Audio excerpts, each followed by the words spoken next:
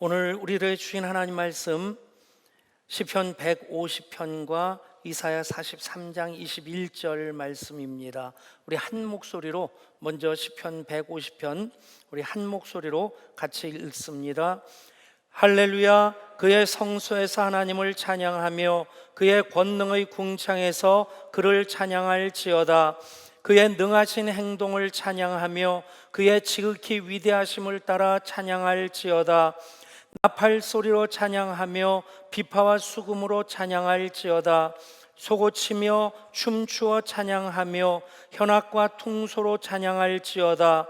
큰 소리 나는 재금으로 찬양하며 높은 소리 나는 재금으로 찬양할지어다. 호흡이 있는 자마다 여호와를 찬양할지어다. 할렐루야. 아멘. 이사야 43장 21절 같이 읽습니다. 이 백성은 내가 나를 위하여 지었나니 나를 찬송하게 하려 함이니라. 아멘. 2021년 후반기 일관된 주제가 제자입니다. 제자로서 어떻게 우리가 더 단단해지고 성숙해질 수 있을까에 대해서 8월 한 달 동안 예배와 찬양과 기도, 주일 성수, 헌금에 대한 말씀을 통해서 우리가 더 성숙해지는 제자로서 훈련받는 과정이 되리라 믿습니다. 훈련 과목으로 이것들 외에도 더 많이 있겠지만 집중함으로써 우리 더 단단해지는 제자, 더 성숙해지는 제자들이 될 수 있기를 축복합니다. 축구는 연장전 다음에 승부차기로 끝장을 내는데 코로나19 방역은 연장전으로 2주 또 연장되었는데 그 다음에 연장전이 끝날 조짐은 보이질 않고 모든 객관적인 그 추세들을 보면 참 쉽지 않겠다 하는 생각이 듭니다. 방역의 최일선에 있는 의료진들 뿐만 아니라 국민들 지쳐가고 있고 또 정부 당국의 고민은 깊어지는데 그런데 해결책은 마땅하지를 않습니다. 우리도 땅에 발을 딛고 사는 시간과 공간 속에 사는 이들이기 때문에 하나님 자녀의 신분은 있지만 이 흐름을 역행할 수는 없습니다. 그 속에서 우리 애완가족들도 많이 지친 모습 보여지고 또 자영업 하는 분들 많은 손실을 감수하고 있고 자영업자들뿐만 아니라 참 힘겨워하는 분들 많습니다. 목사인 저도 텅 빈 예배당에서 예배 드리는 것이 참 쉽지 않습니다. 예배 때문에 사는 사람이라고 하는 고백을 감히 할 수 있는 저 자신인데 예배를 준비할 때마다 기대하는 마음으로 가슴이 설레었고 예배를 드릴 때마다 감사와 감격으로 가득 찼고 그리고 예배 드리고 나면 뻐근한 그런 감동으로 너무 예배가 소중하다, 예배자인 것이 감사다 싶은데 예배를 준비하다 보면 저도 모르게 한숨이 나오고 눈물이 쭉 흐르기도 합니다. 예배 드릴 때는 참 감사한데 예배 때문에 내가 살고 있구나 하는 그 고백을 다시 확인하게 되는데 예배 마치고 주먹 인사조차도 할 수 없는 그런 상황 속에서 그렇게 또 가슴에 파고드는 허전함이 있습니다. 그런데 그 안에서 답을 찾아보면 그겁니다. 예배 때문에 사는 사람이라면, 예배가 그렇게 소중하다면 예배 때만 감사와 감격으로서 마무리되어지는 것이 아니라 예배의 삶을 이어 살면 된다는 것입니다. 여러분, 지금 코로나19로 사로잡혀 있습니다. 마치 남왕국 유다가 바벨론의 포로로 사로잡혀 가는 것처럼 지금 작년에 이어서 올해도 우리가 말씀 일독 운동을 이어가고 있고 목장마다 나누는 목장도 있고 또 교회적으로는 제가 매일 분량을 이제 밴드에 정리해서 올리고 거기에 많은 분들이 음성 파일로 읽은 것 올리기도 하고 은혜를 같이 나누기도 하고 그럽니다. 예레미야서가 끝나고 에가서로 들어갔는데 무슨 얘기냐면 그렇게 예레미야가 막아서려고 애를 썼는데 눈물을 흘리면서 본인이 매국노라고 그렇게 손가락질 받는 것조차도 마다하지 아니하면서 감옥에 갇히는 그런 순환을 다 겪으면서 예루살렘이 망하지 않도록 그렇게 하나님 말씀을 대언했지만, 하나님께서는 이제 너희들은 돌이킬 수 있는 기회조차도 없고 지은 죄 때문에, 켜켜이 쌓인 죄 때문에 망할 수밖에 없다. 이제 내가 너희를 살리고자 하는 그 방법은 바벨론의 포로로 잡혀가서 그곳에서 70년의 세월을 지나면 내가 너희를 다시 회복시킬 것이다.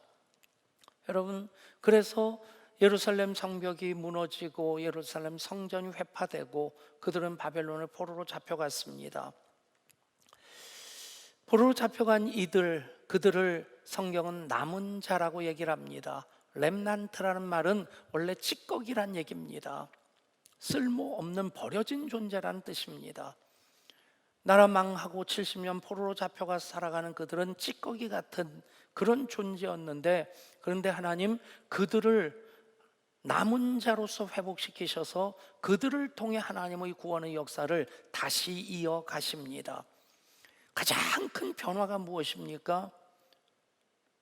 이것을 못 보면 성경을 헛읽는 것이 됩니다. 왜 망하게 됩니까? 예배가 무너졌을 때.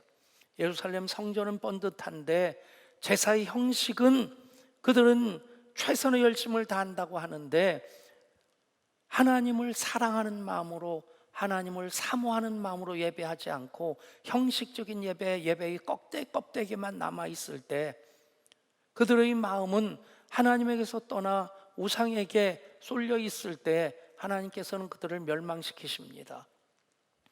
그런데 그들이 바벨론을 포로 잡혀가서 바벨론 강가에서 시온의 노래를 부르라고 할 때에 그들은 울 수밖에 없었습니다. 그런 인고의 과정을 통해서 그들이 깨달은 것이 무엇입니까? 건물로서의 성전이 중요한 것이 아니라, 형식으로서의 제사가 중요한 것이 아니라 영으로 예배하는 것이 중요하다.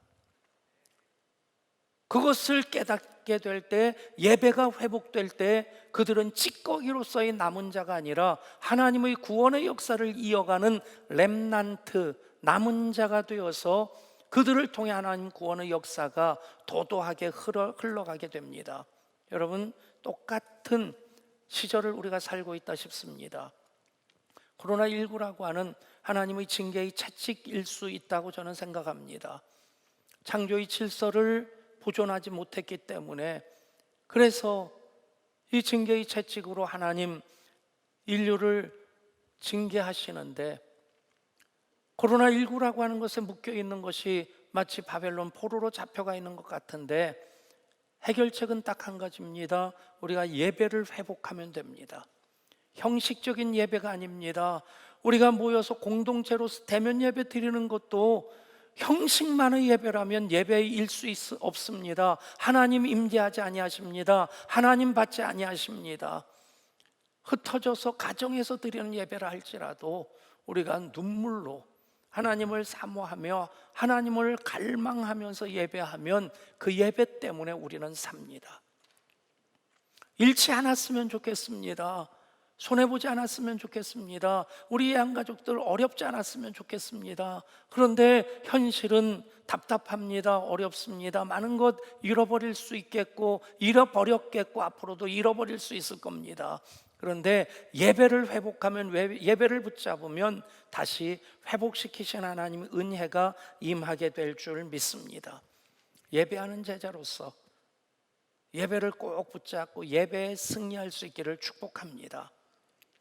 오늘 찬양하는 제자입니다. 예배하는 제자는 찬양하는 제자가 되어야만 합니다. 예배의 요소 중에 찬양이 빠진다고 한다면, 예배에서도 찬양이 빠지면 예배일 수 없거니와 성경에서도 찬양이 빠지면 성경일 수 없는 것입니다. 예배의 요소, 찬양도 있어야 되고 기도도 있어야 되고 또 말씀 선포도 있어야 되고 성도의 교제 가운데 그 모든 것들이 이루어져야 되는데, 근데 여러분, 천국에서 말씀이 더 이상 필요할까요? 말씀이신 예수님이 함께 계시는데 거기서 누가 설교한다고 나서겠어요? 그럴 때 쓰는 말이 번데기 앞에서 주름 잡는 게 되고 돼지 앞에서 코 까는 것이 될 겁니다. 말씀이신 예수님이 계신데 그분과 함께 하는데 굳이 성경 몇 장 몇 절 펼칠 필요가 없습니다. 천국에서 천상 예배에서는 말씀 선포가 없습니다. 기도, 물론 예수님도 보좌 우편에서 우리를 위해서 중보하며 기도하시는데, 그래서 우리가 다른 성도들을 위해서 이 땅에 살고 있는 가족들을 위해서 중보하는 것은 해야 되겠지만 간구하는 기도는 천국에서 더 이상 필요 없습니다. 뭐가 필요하고 뭐가 아쉽겠어요? 뭘 달라고 하겠어요? 여러분, 천상 예배에서 기도는 안 나옵니다.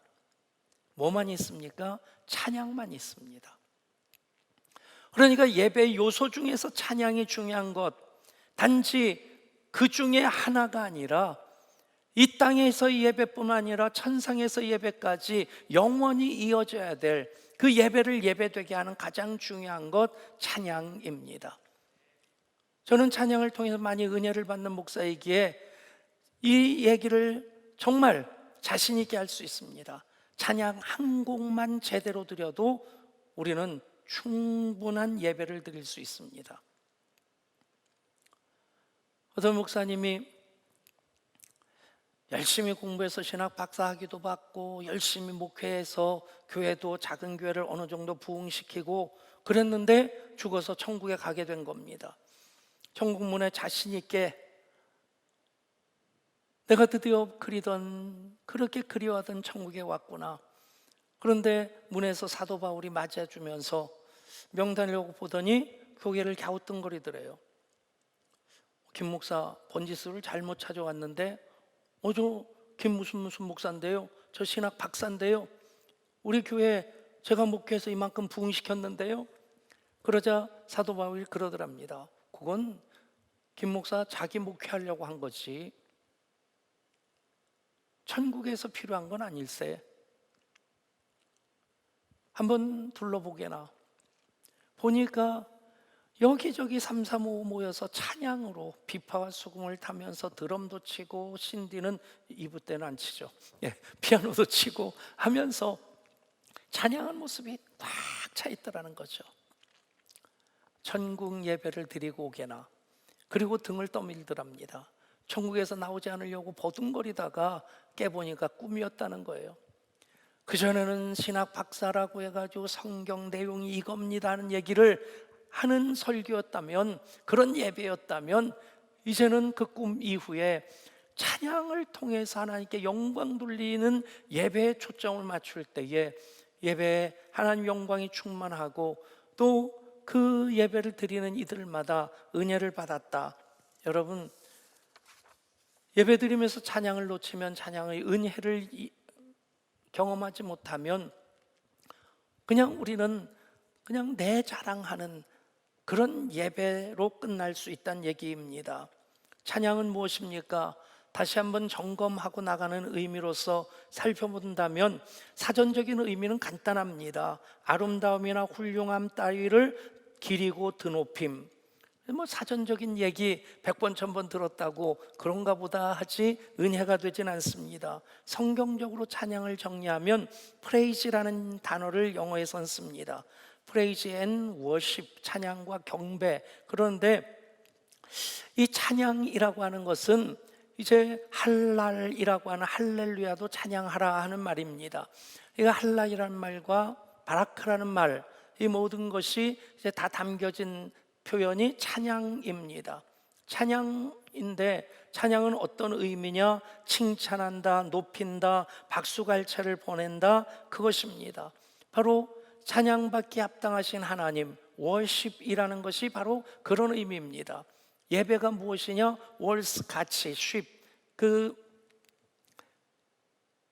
이렇게 월스 그러면 신분을 얘기하고, 이제 쉽이라고 하면 가치라는 그런 의미죠. 그렇게 본다면 찬양받기 합당하신 하나님께 예배하는 것, 그게 워십입니다.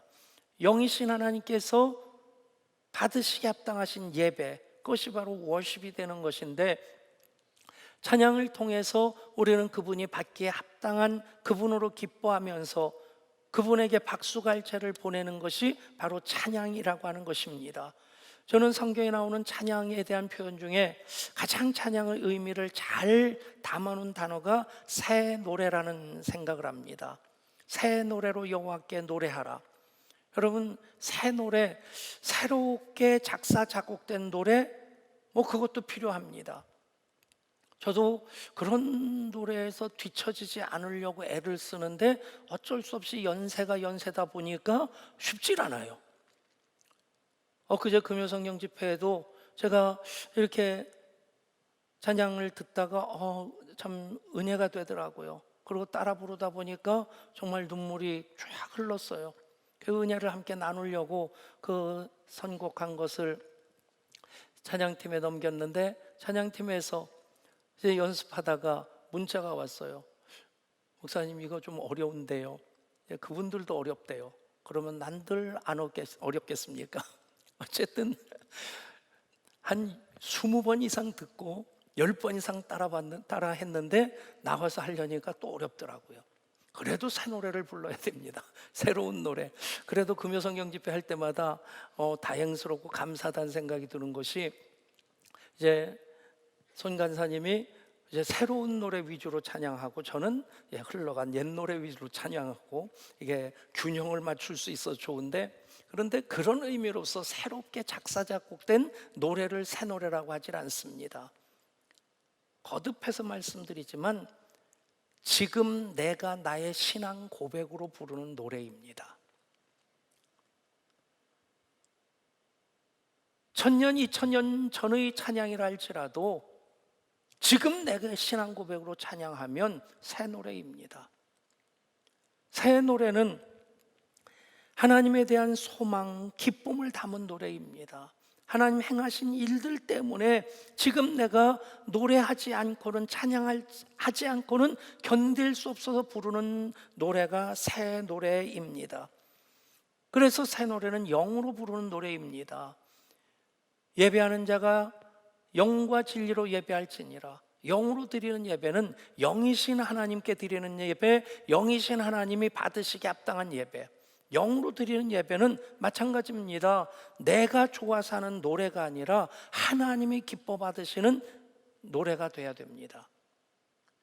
여러분, 찬양이 이 땅에서 예배만 필요한 것이 아니라 하나님 나라의 예배는 찬양으로 꽉 차 있습니다. 천상 예배 장면을 요한계시록 14장에서 이렇게 기록하고 있습니다.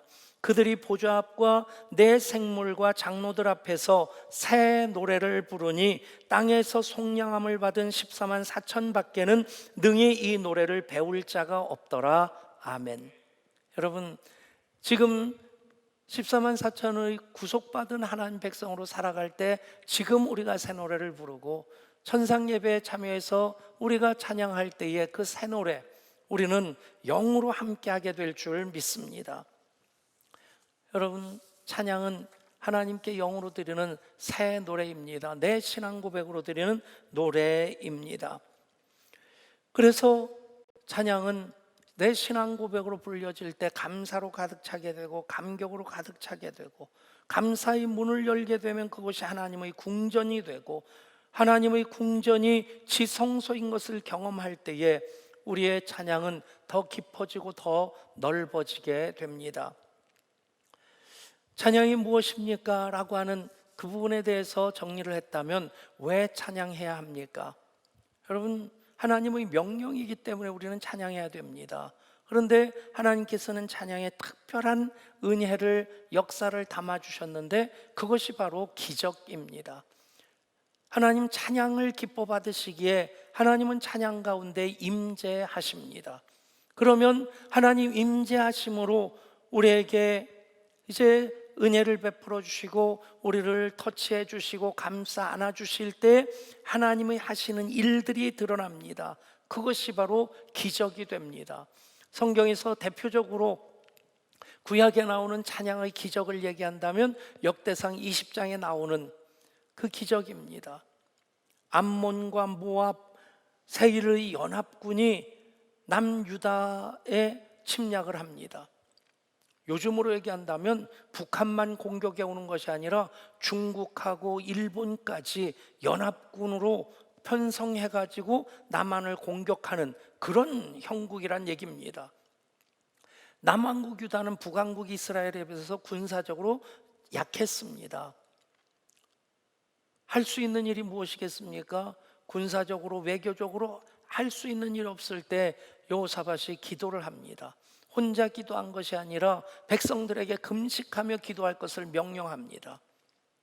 우리나라 대통령이 이런 대통령이 되면 좋겠습니다.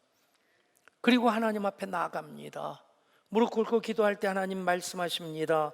여호와께서 이같이 너에게 말씀하시기를 너희는 이 큰 무리로 말미암아 두려워하거나 놀라지 말라. 이 전쟁은 너희에게 속한 것이 아니요 하나님께 속한 것이니라. 이 전쟁은 너에게 속한 것이 아니요 하나님께 속한 것이니라. 하나님께서 책임지시겠다는 것입니다. 그래서 하나님 앞에서 물러나와서 그들이 여호사밧이 어떻게 합니까? 백성과 더불어 의논하고 노래하는 자들을 택하여 거룩한 예복을 입히고 군대 앞에서 행진하며 여호와를 찬송하여 이르기를 여호와께 감사세 그의 인자하심이 영원하도다 하게 하였더니, 노래하는 자들을 택하여 거룩한 예복을 입히고 군대 앞에 행진하게 했습니다. 우리 찬양대 잘 들으셔야 돼요. 예, 북한군이 침공을 했는데, 그런데 여러분을 가운 입고 군대 앞서 나가라고 하는 거예요. 예, 잠이 확 달아나죠. 여러분, 총알바지로 내보내는 것 같은 느낌입니다. 그런데 하나님, 그렇게 하나님 의뢰함으로 하나님 행하신 일을 찬송할 때 하나님이 그 가운데 임하십니다. 결과가 어떻게 됩니까? 그 노래와 찬송이 시작될 때에 여호와께서 복병을 두어 유다를 치러 온 암몬 자손과 모압과 세일산 주민들을 치게 하심으로 그들이 패하였으니. 아멘. 여러분, 찬양의 기적입니다. 그래서 그들이 노획물, 전략품을 사흘 동안 거둬들였다고 해요. 그리고 나서 그들이 브라가 골짜기에 모여서 하나님을 송축합니다. 재미있는 것은 브라가라는 뜻은 송축이란 뜻입니다. 하나님 잘하셨습니다. 하나님 정말 멋지십니다. 하나님 최고입니다. 하나님 짱입니다. 여러분, 찬양하면 기적을 경험하게 됩니다. 신약에서 대표적인 찬양의 기적, 바울과 실라가 빌립보에서 복음을 전하다가 귀신 들려서 점치는 그 여종의 그 귀신을 내쫓아 주었습니다. 그 여종 점치는 것을 통해서 먹고 살던 그 주인들이 얼마나 아주 점괘가 잘 나오는지 그 여종 하나로 주인들이 여러 가지 있었어요. 요즘으로 얘기하면 주식 투자를 몇 프로씩 했는 모양입니다. 자기들의 이익의 소망이 끊어진 것 때문에 바울과 실라를 고발했고, 바울과 실라가 잡혀가지고 매로 많이 맞고 감옥에 갇혔습니다. 불평과 원망이 꽉 차 있을 그 순간에 그들이 한 일은 무엇입니까? 찬양하며 기도했습니다. 여러분, 그때 옥문이 열리고 착고가 풀렸습니다. 기적이 일어났는데, 그런데 지금 바울과 실라는 탈출하지 않습니다. 분명히 하나님께서는 바울과 실라를 도와주시려고 그들의 찬송에 응답하셔서 옥문을 열어주셨습니다. 착고를 풀어주셨습니다. 여러분, 요즘 감옥이 글쎄 잘 지은 감옥은 웬만한 기숙사보다도 낫다고 하더라고요. 근데 옛날 감옥은요, 예를 들어서 1700년대에 영국 산업혁명이 일어날 때 감옥이라는 것이 없었습니다. 감옥이 없었기 때문에 절도죄를 빵 하나 훔친 사람도 사형에 처했습니다. 그러다가 모두 다 죽일 수 없으니까 감옥을 만들었고, 교도소가 꽉 차니까 폐선, 버려진 배들을 템즈강에 띄워놓고 거기다 죄수들을 가둬놨는데 그것도 더 이상 공간이 없어서 그 죄수들을 호주로 유배를 시킨 겁니다. 그 죄수들이 엄청난 죄수가 아니라 옷 한 벌 훔치고 빵 하나 훔친 생계형 범죄자들입니다. 그럼 불과 200년, 250년 전에 그런 일이 일어났다고 한다면 2000년 전에 감옥은 어떻겠냐는 얘기입니다. 한시라도 빨리 거기서 벗어나고 싶을 텐데 바울과 실라는 거기서 초점이 하나였습니다. 어떻게 하면 복음을 전할 수 있을까? 어떻게 하면 한 영혼이라도 더 구할 수 있을까? 감옥이 열려져서 내가 이곳에서 탈출하는 것을 위해 기도한 거 아닙니다. 그런 기적을 경험하는 것을 목적으로 기도한 것이 아니라 계속해서 바울과 실라는 한 영혼 구원하기 위해서 복음을 전할 기회를 찾았기에 그 상황에서 탈출하지 아니하고 자결하려고 하는 간수를 말리고 내가 여기 있으니 우리가 여기 있으니 내 몸을 상하게 하지 말라. 죄수가 감동을 받았습니다. 그 간수가 감동을 받았습니다. 바울과 실라를 자기 집에 모셔다가 씻기고 옷을 입히고 그리고 먹을 것을 주었습니다. 그때 그 유명한 말씀이 선포되어집니다. 주 예수를 믿으라 그리하면 너와 내 집이 구원을 얻으리라. 진짜 기적은 여러분 복음을 전한 것이었습니다. 복음을 전함으로 그 가족이 구원받은 것입니다. 찬양은 기적을 일으킵니다. 왜요? 찬양 가운데 하나님이 임재하시기 때문입니다. 그래서 하나님 찬양을 명령하십니다. 사랑하는 여러분, 찬양으로 여러분 근심의 고리가 벗겨지기를 축복합니다. 찬양함으로 기도의 문이 활짝 열려질 것입니다. 찬양하면 사탄의 결박에서 벗어납니다. 찬양하면 기쁨과 감사의 샘이 터집니다. 찬양하면 문제가 풀립니다. 아멘. 그래서 하나님 찬양할 것을 명령하십니다. 하나님 명령으로 선포된 시편 150편 말씀 다시 한 목소리로 우리 읽습니다. 할렐루야. 그의 성소에서 하나님을 찬양하며 그의 권능의 궁창에서 그를 찬양할지어다. 그의 능하신 행동을 찬양하며 그의 지극힌 위대하심을 따라 찬양할지어다. 나팔 소리로 찬양하며 비파와 수금으로 찬양할지어다. 소고치며 춤추어 찬양하며 현악과 퉁소로 찬양할지어다. 큰 소리 나는 재금으로 찬양하며 높은 소리 나는 재금으로 찬양할지어다. 호흡이 있는 자마다 여호와를 찬양할지어다. 할렐루야. 아멘.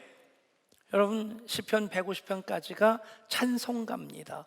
어떻게 시작됩니까? 복 있는 사람은 시작돼서 마치는 것은 할렐루야입니다. 전체를 요약하는 한 줄은 이것입니다. 복 있는 사람은 할렐루야의 삶을 사는 사람입니다. 아멘. 그래서 찬양을 하나님 명령하십니다. 찬양의 은혜, 찬양의 능력, 찬양의 복이 무엇입니까? 할렐루야. 그의 성소에서 하나님을 찬양하며 그의 권능의 궁창에서 그를 찬양할지어다. 찬양하는 그곳이 바로 성소, 지성소라는 것입니다. 먼저 나오는 그의 성소는 지성소를 뜻합니다.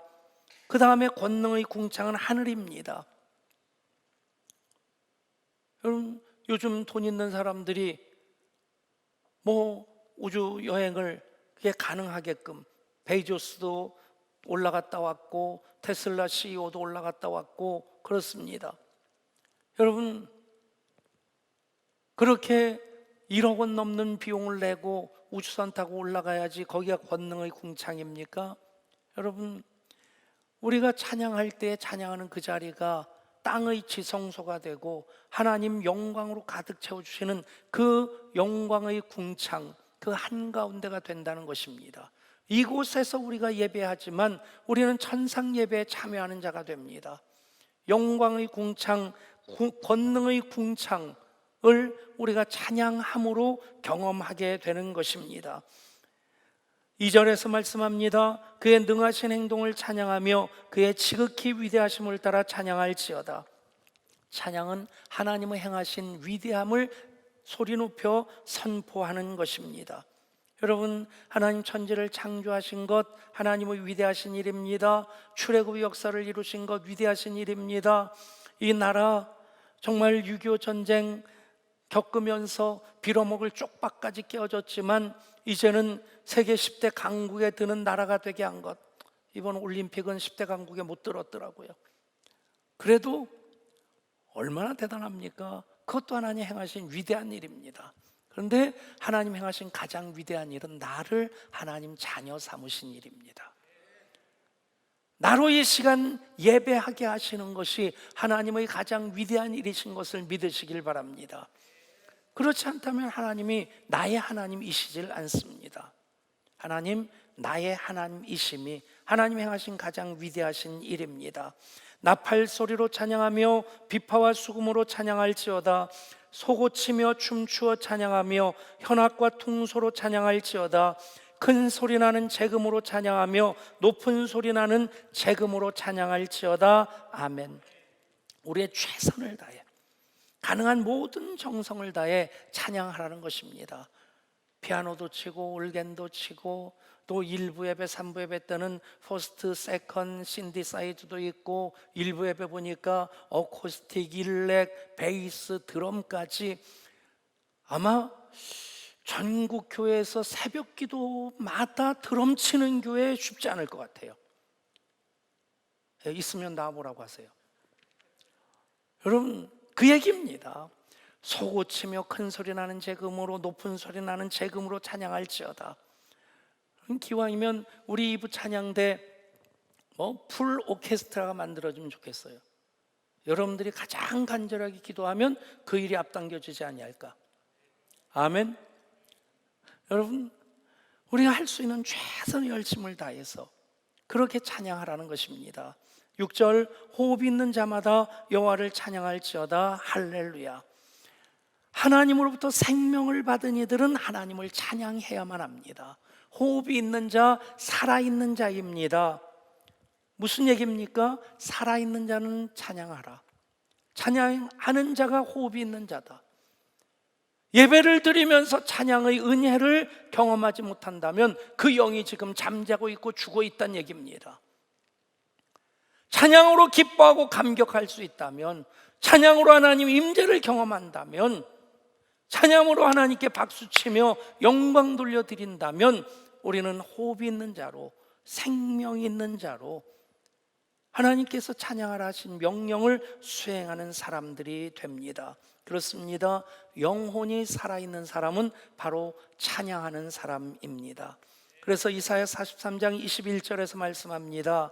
외우기 얼마나 좋습니까? 4, 3, 2, 1. 이사야 43장 21절. 우리 같이 한 목소리로 읽습니다. 이 백성은 내가 나를 위하여 지었나니 나를 찬송하게 하려 함이니라. 아멘. 이 백성, 그 자리에 자기 이름을 넣습니다. 백성후는, 방인구는 자기 이름을 넣어서 같이 시작. 백성후는 내가 나를 위하여 지었나니 나를 찬송하게 하려 함이니라. 아멘. 여러분, 자주 말씀드리지만 기도에 대한 책을 읽는 것보다 더 중요한 것은 기도하는 것입니다. 찬송에 대한 정의를 알고 왜 찬송해야 되는지 이유를 아는 것도 중요하지만 더 중요한 것은 찬양하는 것입니다. 여러분, 찬양할 때마다 찬양이 예배가 되게 하십시오. 그리고 우리 교회 하나님께서 은혜의 통로로 마련해 주신 금요 성령 집회를 사모함으로 참여하십시오. 하나님 자녀로 당연히 찬양해야 합니다. 더구나 제자로 헌신하고자 한다면 찬양을 통해 하나님의 더 깊고 풍성한 임재와 기름 부심을 받아야 합니다. 찬양하는 것이 예배입니다. 찬양함으로 하나님 임재를 경험하면 찬양 한 곡이 예배가 됩니다. 그래서 예배하는 제자는 찬양하는 제자입니다. 예배하는 제자는 그대로 찬양하는 제자이어야 합니다. 기도합니다. 하나님, 제자로 부르셨습니다. 제자 되게 하는 그 일을 위해 우리가 사도적인 그 사명을 감당하고자 합니다. 그래서 우리 훈련받음으로 제자다운 제자가 되게 하시고 더 단단해지고 더 성숙해지게 하여 주옵소서. 예배와 찬양, 기도와 헌금, 주일 성수 등등의 제자로서의 훈련 과목을 통해서 더 단단해지고 더 풍성해지는 제자, 예배하는 제자, 찬양하는 제자가 되게 하여 주옵소서. 우리 주 예수 그리스도 이름으로 간절히 기도드리옵나이다. 아멘.